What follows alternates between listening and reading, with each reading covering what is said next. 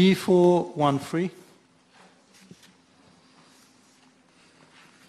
Mr. Speaker, sir, I'm informed that my ministry last awarded contracts in November 2015 and August 2016 for procurement of orthopedics implants and instruments for all 5 regional hospitals for a period of 2 years. In June 2017, my ministry invited bids through the open international bidding from the Central Procurement Board for the procurement of these items for another 2 years.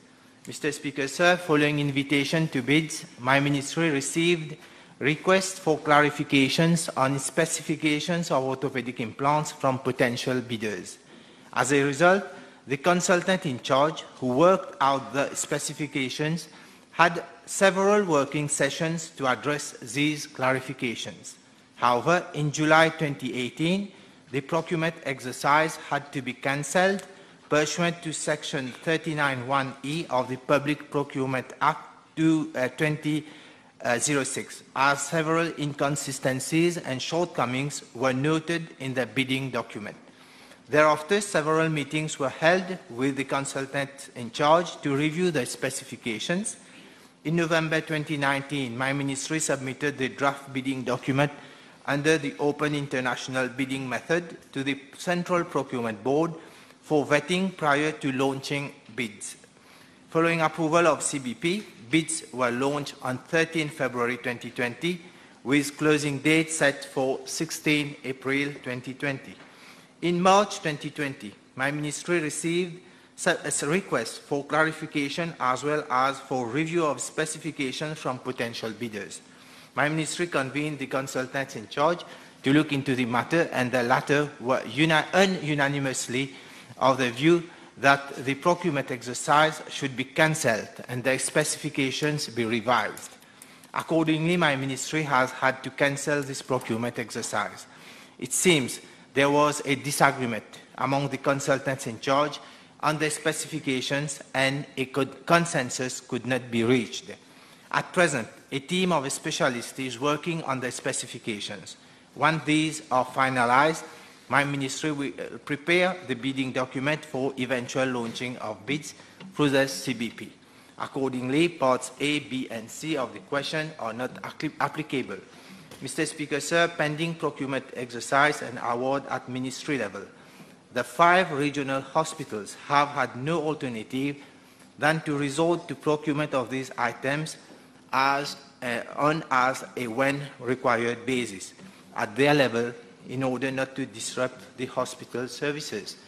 Mr. Speaker, sir, I have requested my officers to ensure that bidding exercise of these items at ministry level is initiated at the earliest. We listened carefully to the Honourable Minister's reply. Bidding has started since 5 years. And on several occasions, it was cancelled. Another bid was launched, cancelled, and again, up to now, it has not been awarded. And it has taken unreasonable time to finalize the procurement exercise. And in the meantime, this is the thing that is fishy about the whole issue. In the meantime, each hospital are buying their equipment, their material individually. And this is costing the country hundreds of millions of rupees. Is the Honourable Minister aware that by doing so, there are major differences in prices being paid by each hospital? Yes, Mr. Speaker, sir. I agree with Honourable Member, the question he has raised. In fact, it is so that when the exercise is being done at the hospital level, I'm sure that the payment that they are doing for procurement of those orthopedic implant items would have a higher cost. But we are following the procedures. The procedures say that all the specifications have to be made by the consultant in charge of the different hospitals.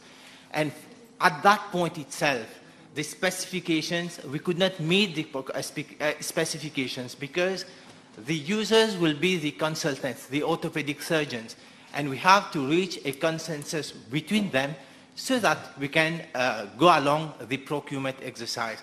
In fact, he is right to say that if we don't do that, we will keep on paying a higher price. Now, expected that now on the consultant come into a consensus to give the specification so that the ministry can launch the bid. Thank you, Mr. Speaker, sir.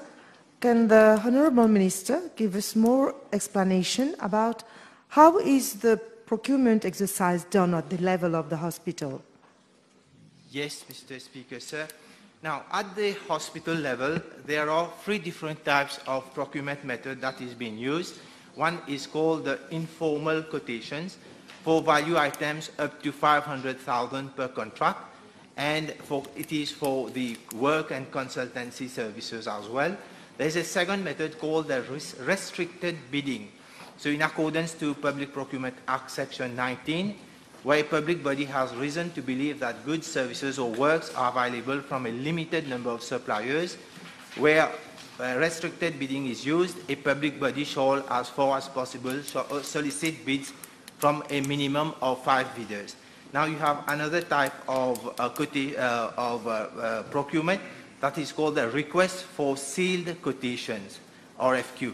So this one, in accordance with Public Procurement Act Section 20, method used to procure readily available goods, small works and services. So where RFQ is used, a public body shall, as far as possible, solicit bids for not less than 3 bidders, unless the item in question is not available from 3 suppliers. So these are the different types of procurement methods used at the hospital levels.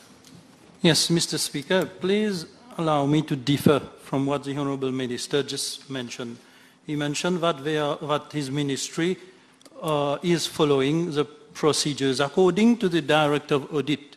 In its report, I will quote, "At the time of audit in October 2019, Victoria Hospital was still procuring from the same company on the basis of these informal quotations, what is for nearly 2 years. The procurement procedures adopted for this exercise was against Section 25 of the Public Procurement Act 2006 and Section 24 of the Public Procurement Regulations." So clearly they were flouting the regulations and the law. And as I said earlier, there is something fishy about it. That is, a tender procedures ne peut pas aboutir durant 5 ans. So therefore, my question to the Honourable Minister, considering all the information that I have just given to the House and also the report of the Director of Audit, does he consider that this matter requires an inquiry from his ministry? Obviously, the first thing that we have to do is the central procurement from the Central Procurement Board. Now, if all those procedures have been flouting, so these are at the hospital levels, and the hospital levels have been informed. I agree with you, Honourable Minister, I totally agree with you.